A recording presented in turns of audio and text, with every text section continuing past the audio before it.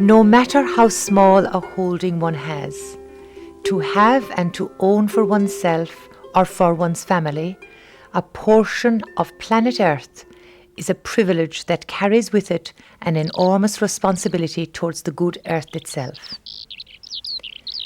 Jack and the generations before him who lived skin to skin with the Earth knew and respected its rhythms through keen observation and the intelligent interpretation of nature's signs and manifestations.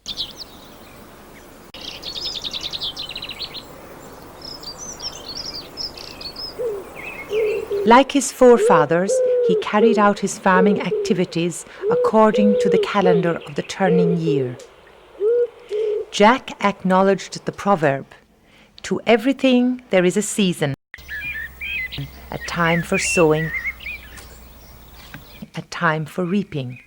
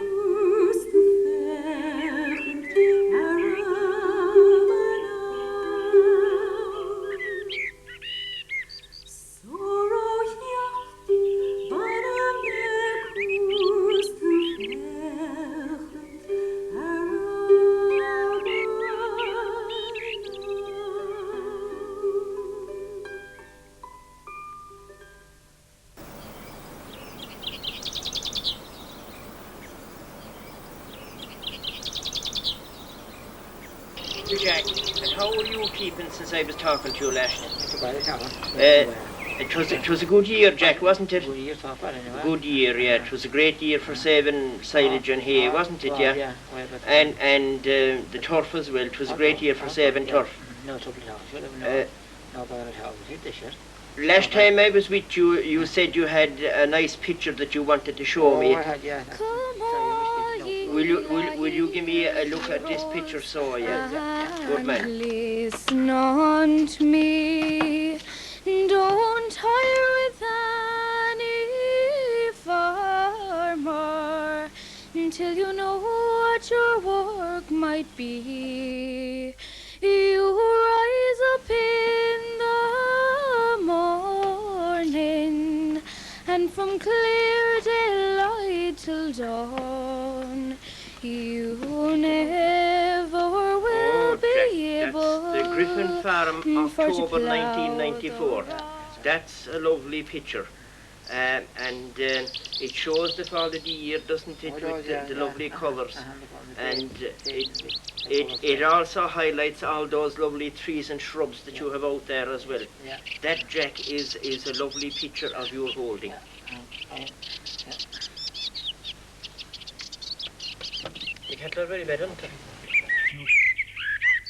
My name is Tim Griffin of Coolagown, near the confluence of the River Fale and Galia. And my friend here with me is Jack Griffin, no relation of mine that I know of, but we have one thing in common, in that we are both small farmers. Jack, the eldest of a surviving family of 2 brothers and 1 sister, lives alone at the family home in Ballyegan, Lizelton. His brother Mike is married in London, and his sister Nora is also married nearer home at Kilflynn.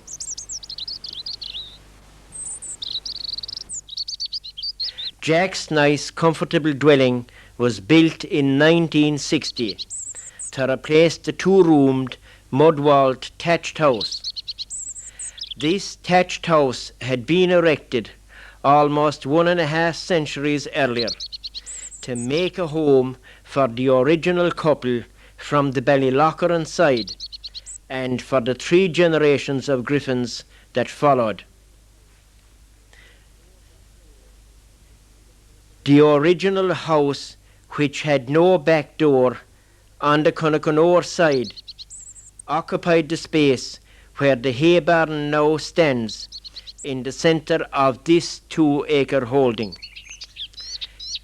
In 1940, when the Land Commission divided Wolf's Bog, Jack's father, Martin, was granted 11 acres to bring his and Jack's present tenure to 13 acres in total. The bog area, about 1 mile from the house and bounded by the Kilteen River, has been reclaimed manually during the intervening years. Your feet upon the hob, you are sitting by the fireside from clear daylight till dawn, and you never will be able for to plough the rocks of Bon. My shoes, they are well worn, and my stockings, they are thin. My heart is always trembling, for fear it might give in. My heart is always trembling, from clear daylight till dawn, and I never will be able for to plough the rocks of Bon. Oh, rise up, lovely Sweeney, and give your horses hay, and give to them a feed of oats before you go away. Don't feed them on soft turnip, put them out on my green lawn, and it's then they would be able for to plough the rocks of Bon.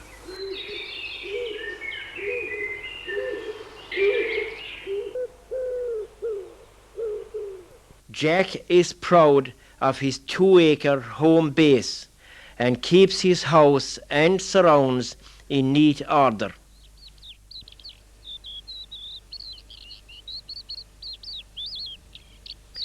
he is a deft hand at the cultivation, shaping and maintaining of his trees, shrubs and flowers.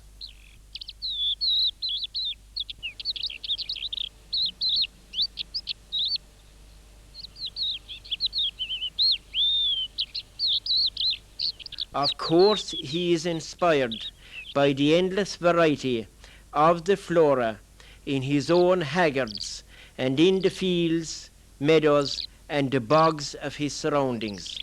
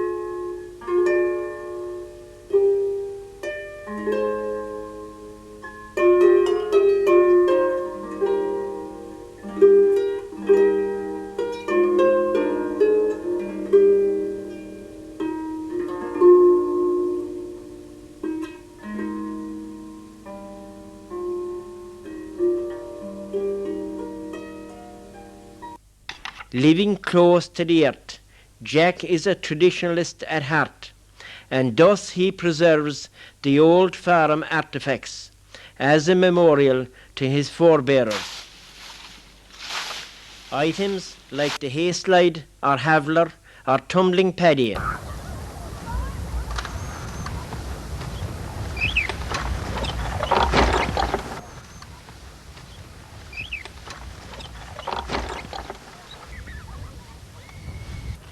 the side guards of the common cart,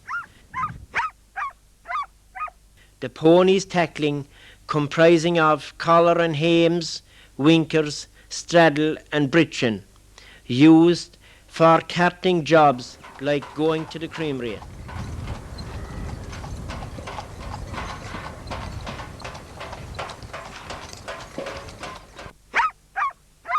The ploughing pad used for tillage cultivation and the sliding of the hay.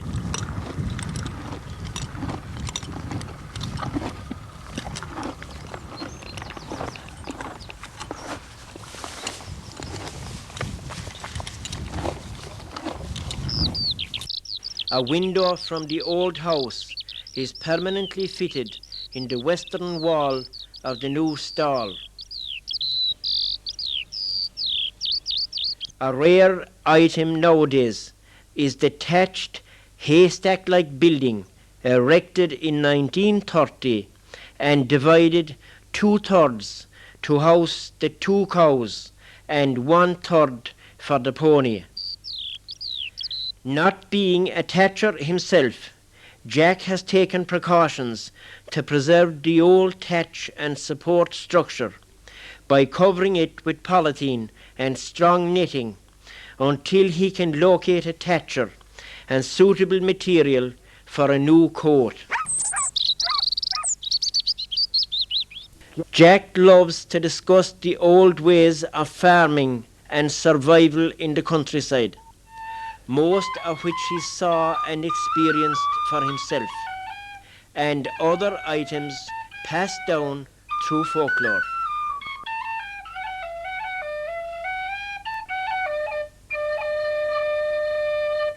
Joan's seed cutting may look like a split decision, but her once round the tuber glance shows what a sharp eye she has for the fruitful shoot. Breaking the fresh earth, breaking news of the moment to inform posterity that here be hard labour and a handy dexterity, which would give no hostages to hunger, no safe haven for malady, the bite of blight accepted.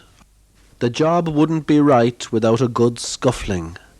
Without being able to do a bit of feather ruffling, no cuckoo could bring herself to rob. A blue-blooded jennet muffling her sob. Stop fuffling around and doon the gob.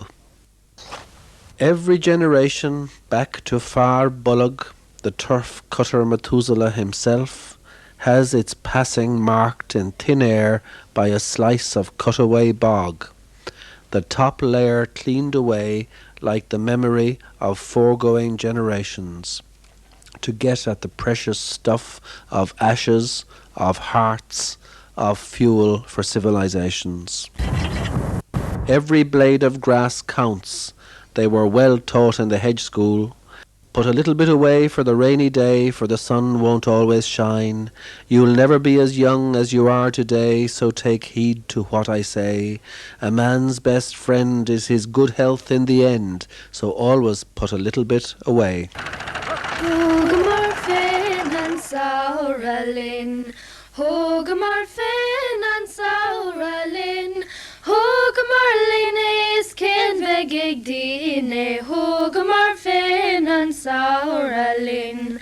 Saura, Saura, banana now, na, Hogamarfin and Sauralin.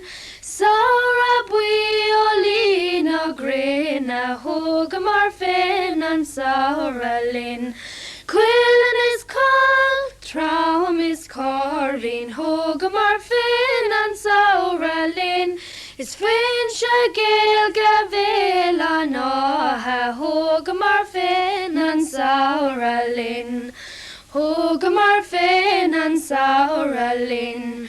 Hogamarfin and Sauralin. Hogamarlin is kin vegig dine, Hogamarfin and Sauralin. Sheshan Saura Hugi Gohera, Hogamarfin and Sauralin. Saura Buina Noni Negal, Hogamarfin and Sauralin. Hogamarlin in Kivrig, Hogamarfin and Sauralin. Trid of Rico the Arctic Finnick, Hogamarfin and Sauralin. Hogamarfin and Sauralin. Hogamarfin and Sauralin. Hogamarlin is kin vegig dine, Hogamarfin and Sauralin. The knapsack of bluestone bringing sky blue tints down to earth with a squeeze. Gone the way of Reckitt's blue, of washtub and washing board. No more will this race bow low before blight. No more will starvation put peasants to flight. No more soup kitchens with long straggly queue. Our stew with fine praties, all thanks to the blue. Man-made mist, the green stalks kissed, deft of wrist, at blight showed fist. If you don't get my gist, then whist, to foreign mills grist was coffin ship list. Rhythmic swish of a scythe, good sharp blade and sharper eye out for the odd stone that might blunt his enthusiasm. But the field will get finished, we can be sure, all in its own good time. For the man who made time, at that time made plenty of it, and time, especially then, was surely going to be after you, well after you, and nothing surer. Shift the sheaf and stack the stooks, leave the leaf rope tight 'gainst rooks, grin through grief books and running brooks, bright time too brief, now scythe the nooks. And take your time making the knots, we don't want them to loosen by themselves, the Lord between us and all harm. From a humble beginning as reaping attachment on the back of a man-operated horse mower, the gloriously intricate reaper and binder emerged. Not such a grim reaper by the looks of it. There's a time to sow and a time to reap, and between the two, who'd have time to sleep? To the casual onlooker, while flailing might appear to be blind whacking into thin air, it's a precise art practiced with an ancient precision tool, where two become one, and with no cross purposes. The wheel always turned for this first mechanized thrasher. The 4 horsepowers made sure that what goes round comes round. These horses needed a good belt to develop into well-oiled moving parts. The thresher not only separated the wheat from the chaff, but the men from the boys, and the sheep from the goats. And the dusty job it was too. And after the tay, into dust that thou shalt return. Be the hooky, wasn't there a mighty return from that stack, Paddy Mac? Scallops of deal from a deep dark bog, tight wood which last saw the light of day, when this globe had circled its little sun cog 4,000 times less than here now today. Now resurrected, bisected, dissected, with a light and crafty touch of fingers, by 4 million and more years perfected. In this timber, these fingers, photosynthesis lingers. Let the light of light years ago back in, to let the hope of light years hence take root. These kingpins of deal are our deep dark kin. On good earth, tree of life, are we strange fruit.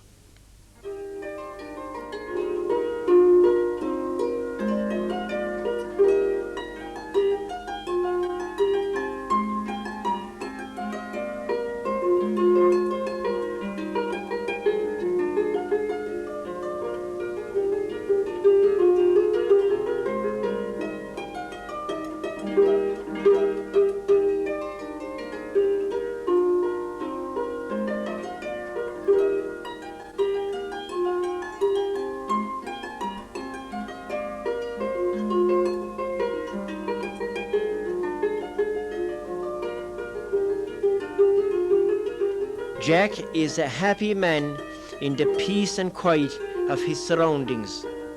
The tuneful song of the bird life, the delicate colours of the insect world around him, the drone of the honeybees on the eave beside his back door, his calves,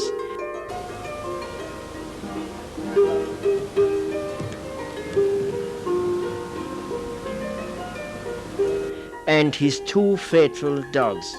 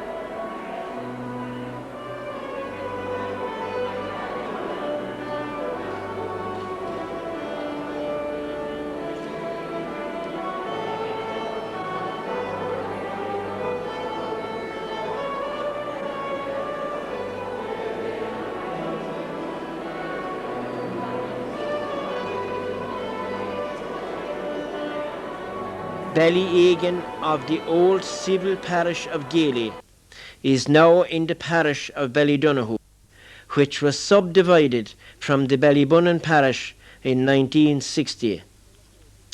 This summer, the parish was jubilant in its celebration of the first Mass of Father Willie Scanlon of Glura in the church where he was baptized. Since his school days in Coolard, around the period of World War II, Willie has been a member of the Presentation Order of Brothers and was ordained recently in Surrey for the Diocese of Southwark, London.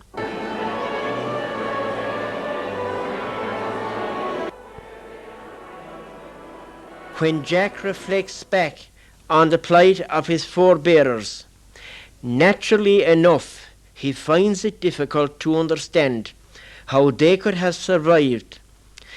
And even though he himself, like most others of his period, was reared when people were satisfied with the bare necessities for life, he was glad to have been witness to the God-loving neighbourliness of those around him.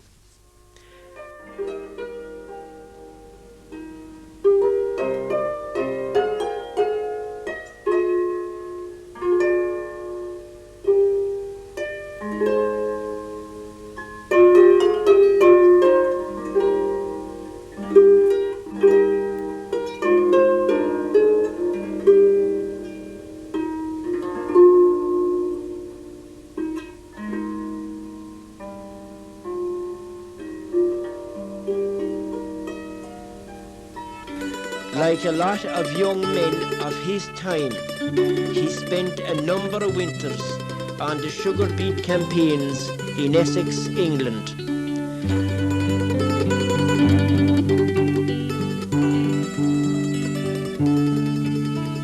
Always returning to Ballyegan towards the summer for the harvesting of the turf and hay.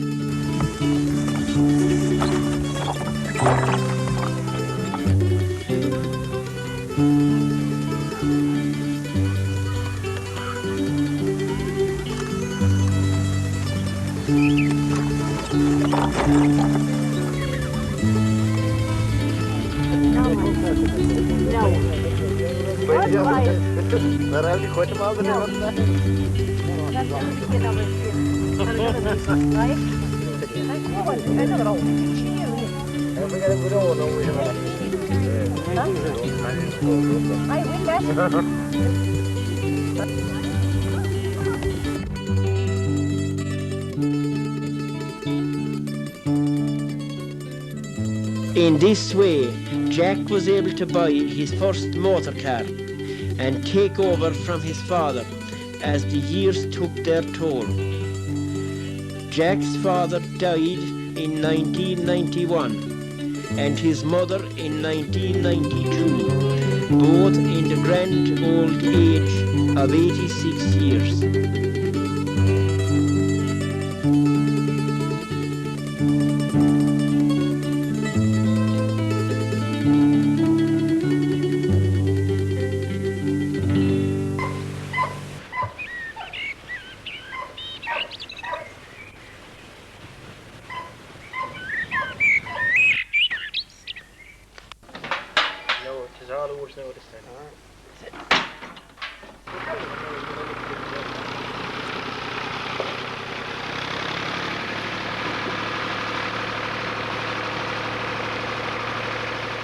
A distant acquaintance, big four-wheeled with bull bars type, wants me with his campaign to get our bags back for the people. Dredging rough wads of turf for setting on greenfield sites. Hopper full on hopper full, thinking only of his filling coffers. I mention Flora, fauna to him. His looks grow distant, vacant eyes.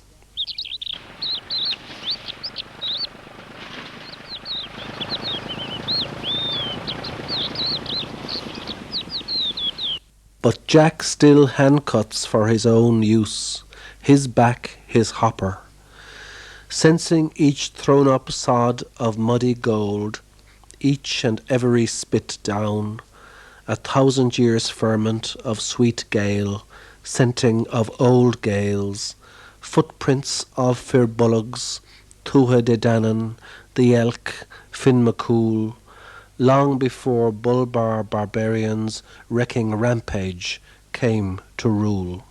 Layer by layer, brambles with rambles of rough rushes, swards of green, bog myrtle girdled by lush bushes, whence cattle nibbled to swell a milk supply for Neolithics, sustaining their mythic battle cry. Layer on layer of accumulated season crushes became peat instead of butter, deep quays and flushes sinking from the raised swell to the gravel sigh of unrecorded races, sudden stranded, high and dry. Forage overlaid with run-off winter gushes, fodder of wild goose where lichen through moss pushes, soft yield to the slicing slain as maize draw nigh, as cutters to dank banks their backs apply, and new cow breeds at home in grasses luscious amble here to nose the sundew's blushes, chew their cud, befriending without question or reply man Jack, now resting on his handle to see a curlew fly. Jack had a certain way with him, not at all in rutty, ratty race, herding without spancel, stick, or even a sort of severe shout, finding in gentle animal eyes inflections of his own nature, reflections of his own calm voice, deflections from the upright of an upright life which keeps that ball of common sense in play.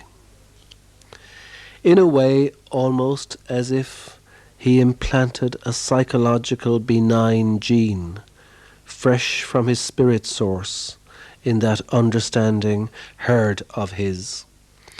Unheard of daintiness. Who on earth ever heard of common cattle going round and not straight through the drying turf? His did. Or as friends on boreen walks, his were. This man was theirs. He's what you might call a quiet, unassuming kind, good-naturedly at one with nature, pasture signed, posture delivered by years on a stool beside a cow, sitting, leaning, reaching, squeezing in dedicated bow. You can tell he's not used to talking while milking, with eye for what an even squirt and not a word can bring. Stream of archive footage, collector itemized, replayable, milk-swelled teat, finger by finger squeezed, squirt fable of cockbow-tailed cow which lived to kick the bucket, sweet milk of ages snapped to safety, for she can muck it, bog butter stored to safe ensure a taste to aftercomers. Now, Jack, you have a special relationship with your cows. Oh. Have you particular names for all the cows? Oh, no, not really. Not really. No, You're not yet. But are they all pets for you? Oh, they're all pets, yeah. They're all pets, yeah. I read them from little calves. Yeah, and you have them trained to stand nice and quiet for you. Yeah, I train them from their calves and from their yearlings in. Yeah. And then from their calves. And would they be all tied in by you during the winter months as well? Oh, they're tied in by the winter, of course. They would, of course, yeah. But and how long have you been milking cows, Jack? I'm milking cows over 30 years. You're milking cows over 30 years. Yeah. And your father before who was doing the, and same thing, yeah. mother, they were doing the same thing, yeah. I never have to spancel one of them. Yeah, that's. I was going to ask that question that you never had to. You don't seem to use a pencil. No, not even in the heifer. Is that so? No, not even in the heifer. That's simply because you haven't trained all up from all up front, yeah. from they being baby calves. Yeah. They put there. Now, Jack, they tell me now that you might be getting out of cows very, very shortly. Oh, very shortly, I am, yeah. Very shortly. Yeah, Isn't that a great pity? Yeah, but there's something beyond my control because it's brucellosis. Yeah. And how long does it take you to milk the cows in the morning and evening? I suppose it's about an hour and 20 minutes, an hour and a half. So that's an hour and a half in the morning and an hour and a half in the evening. Yeah. Will you find an awful change now, Jack, when the cows go? Oh, I'll find a fierce change. You will, yeah. And I'm sure you're going to be very, very lonesome after all those cows. Oh, of course, yeah. Because somebody that would have the relationship that you have with them, sure, you know, there's nearly human characteristics there. The way they chew the cud and everything, they're all very special to you. Oh, yeah. And, especially when I'm here in the Bogland in the church, they're company. They're great company. Yeah, they're great company.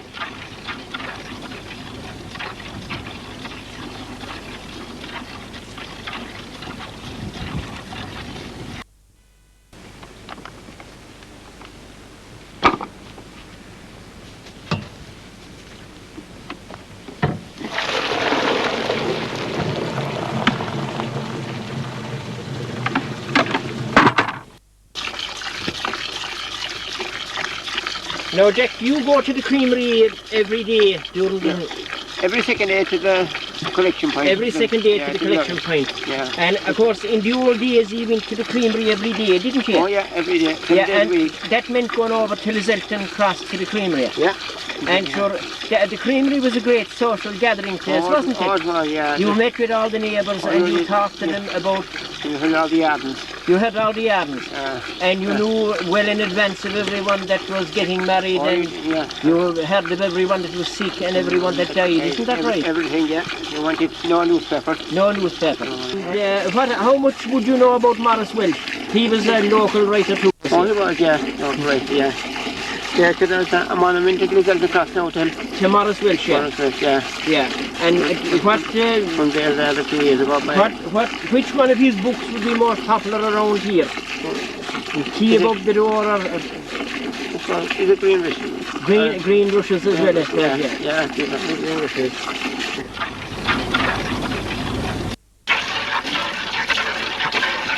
Now, Jack, you were milking cows here for over 30 years.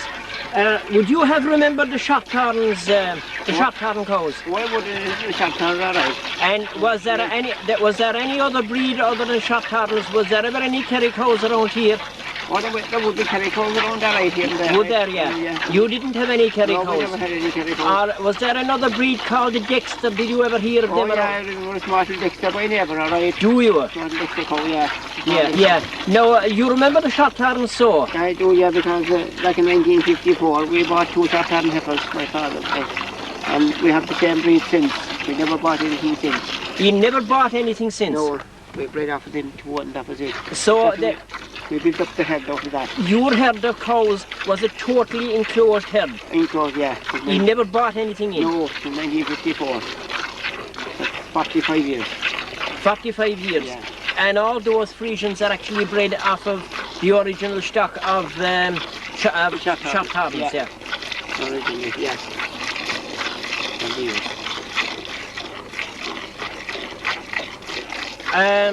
I suppose that begs one to ask the question, Jack.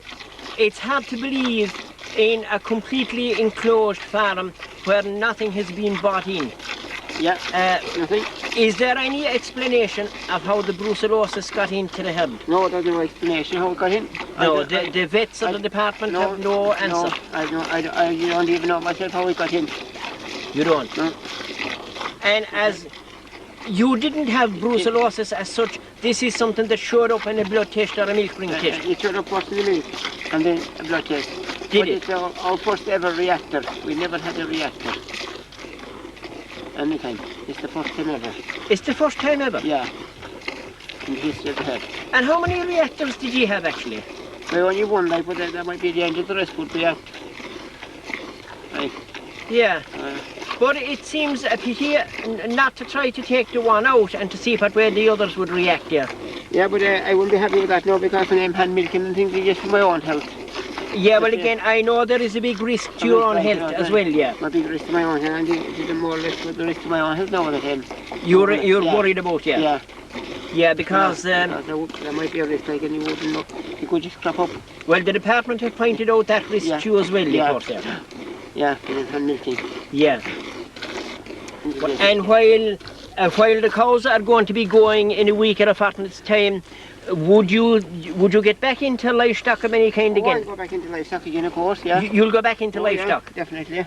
But you'll probably buy in calves and fatten them or something? Buy calves, yeah, and maybe have a few sucklers or yes, bullock. Oh, would you? Oh, yeah, of course, yeah. Yeah. I'll go back in again because I couldn't do without farming. Like, you couldn't do without farming? Oh, no. And you're totally dependent on your income from farming? Oh, yeah, totally. I'm farming. And I'm going to say, you're not going to go back into cattle before next spring again, yeah? Well, no, unless the following year I might buy. No, I cannot go back for 4 months anyway. Oh, yeah, well, sure, that's the winter then. Yeah, that's the winter time, yeah. And anyhow, sure, it is something, it's occupational because it's a way of life, it's a tradition with you for all your lifetime. Oh, it is, yes, my whole life. And I was hoping that I would go into the next century and had milking cows, but I twist the fate now has changed it all. Yeah. Well, that certainly would have been a unique tradition because, again, as I say, hand milking cows goes back about 5,500 years at the very least. Like, that's, you know, and I know that you're relatively good as a historian yourself as well, yeah. I was quite happy coming on here in the mornings and the fresh air and everything. And the fresh air, yeah. Summer's morning, very nice. Most. And to hear the birds singing around you and the cuckoo. Plenty of fresh air and the cuckoo, yeah. And would the corn crackies last no longer with us anymore? No, the corn crack is gone. And it's a pity it has disappeared. It's an awful pity. Yeah. The corn crack now is the same as the hand milking of the cows. The same as the hand milking of the cows, yeah. Well, the corn crack is beginning to come back in a few places where he's a protected species now, and hopefully he certainly will, yeah. Yeah.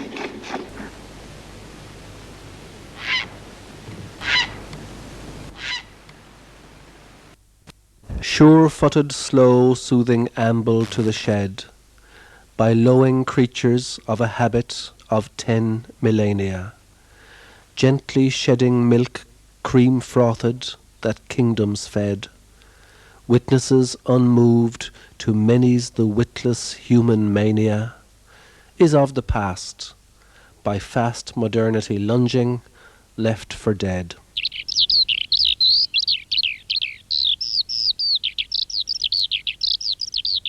Jack's practised hands reach back a good 10,000 years.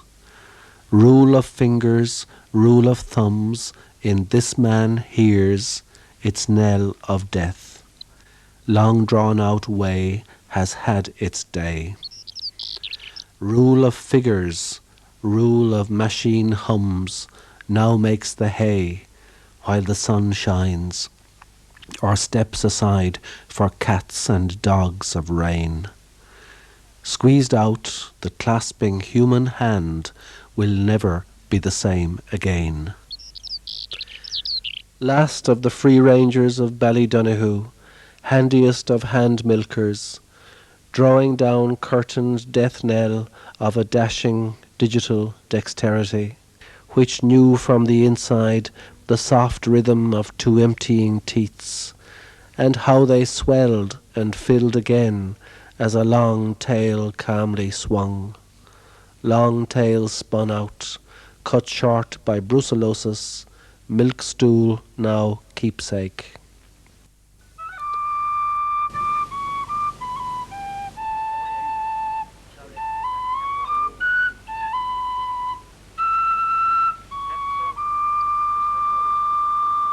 Good 3 yards high and 2 across.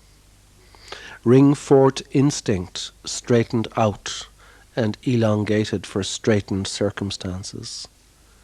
Stripling beach to root its reach through generations. Unbreachable dike gainst seas of swollen green on either side. Their best barrage of blistered back-brake shovelfuls, pickaxed, spaded, sledged, dredged by jaded, sick-taxed labourers, double-ditch demarcation in the extreme of the separateness of two fields which before made one.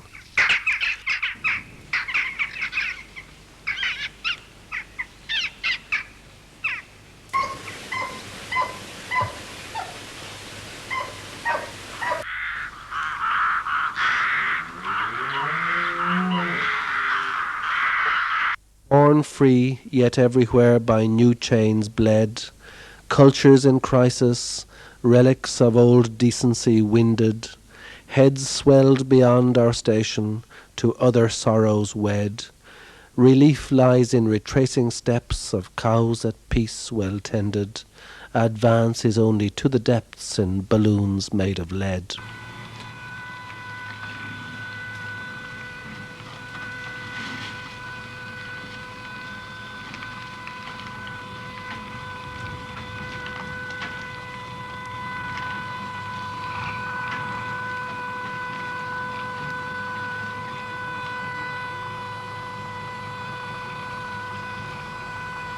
They sensed that something was amiss, afoot, pulled headlong from their secure stable by those gentle hands which had so often put them through their milking paces, so well able.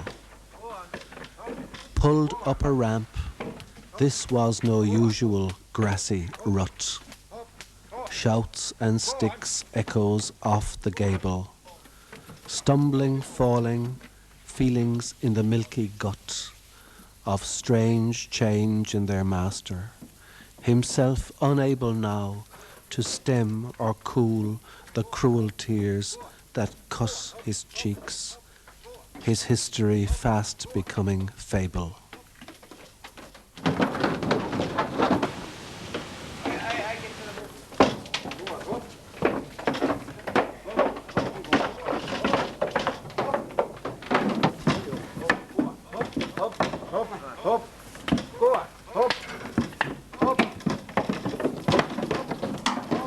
Naturally will he miss this vocation.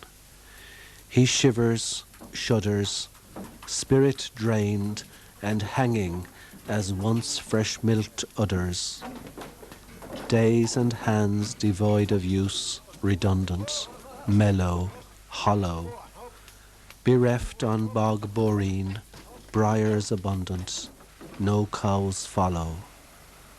Laden with memories of sounds in a bucket richly splashing, white frothy plumes glinting in sunlight, in flight flashing.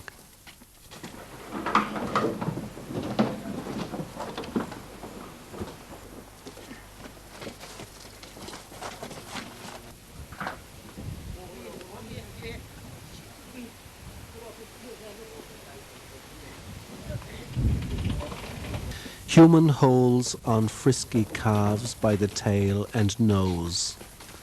A generation destined never to release its fruit through human hands, compounding Jack's black woes. Soon headless in an abattoir, just now appearing cute.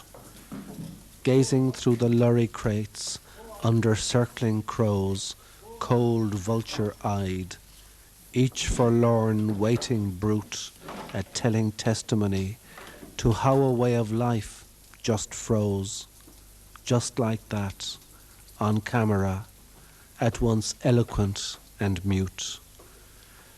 Now all are in, no need for further guiding blows. Those sundew nudging noses have had their final route.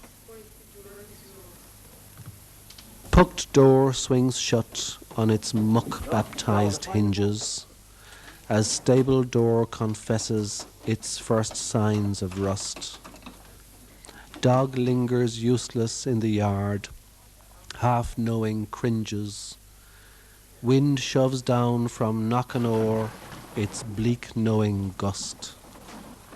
Heavy Ballyegan air breathes out its morning tinges, throwing extreme unction to time's carcass as a crust.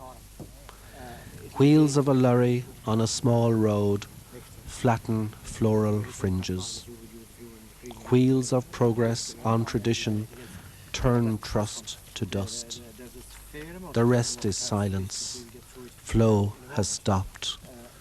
Forms to fill singes Jack's spirit, now in penance.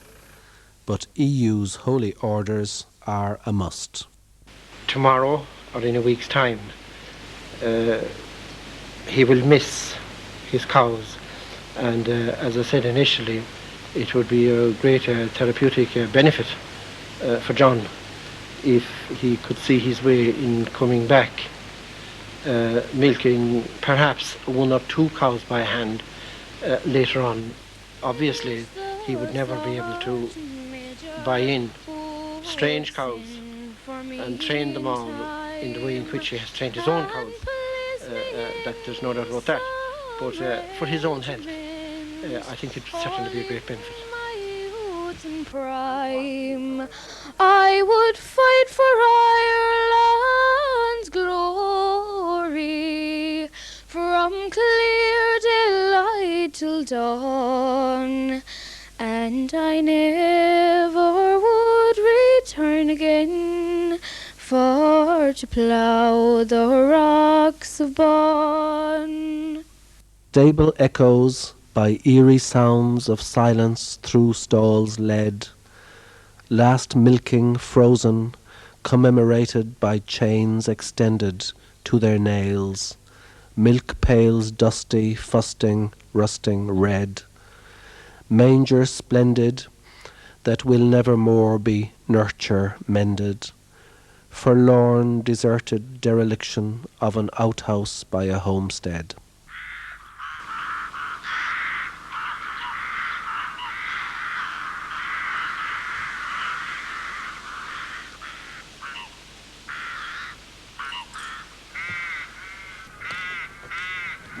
No stool from where many's the cow cooling word was said, Jack from a rafter sad suspends, foregone times suspended. It was a foregone conclusion, for years to him a day of dread, that the time was up, time for stool up, old ways expended. Milk squirt from a squeezed teat, down path of progress sped. Across the bog on a summer's morning, bending to wit's end, well gone chaffoge, looking at the living in blank unverse, universe the vivid ghosts of long goners.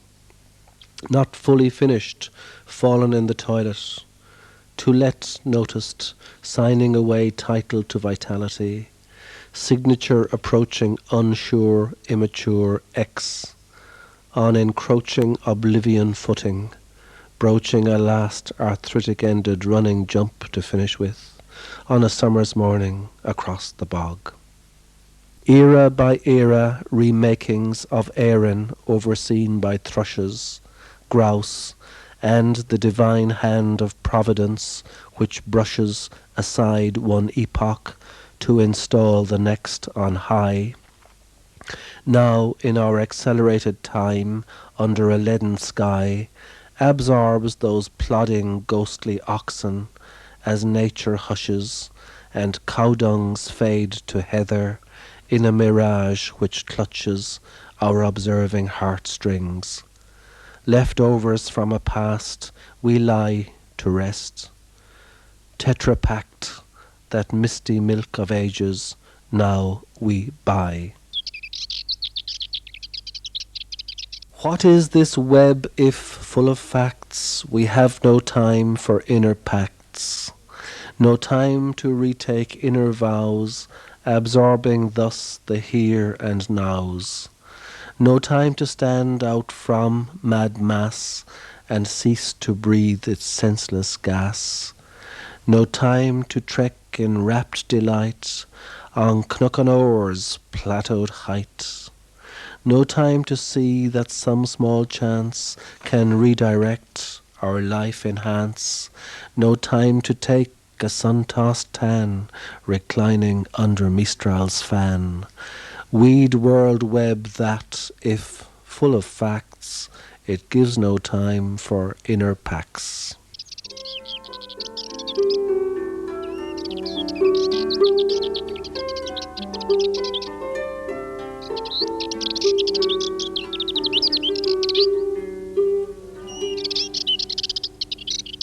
Will this day or coming age give us our daily bread? Will foods for our soul itself be sly GM emended? When Jack and his kind from our kind-lined land have fled, can any then say that for their own good selves they fended? Riding roughshod over nature is strange way to get ahead.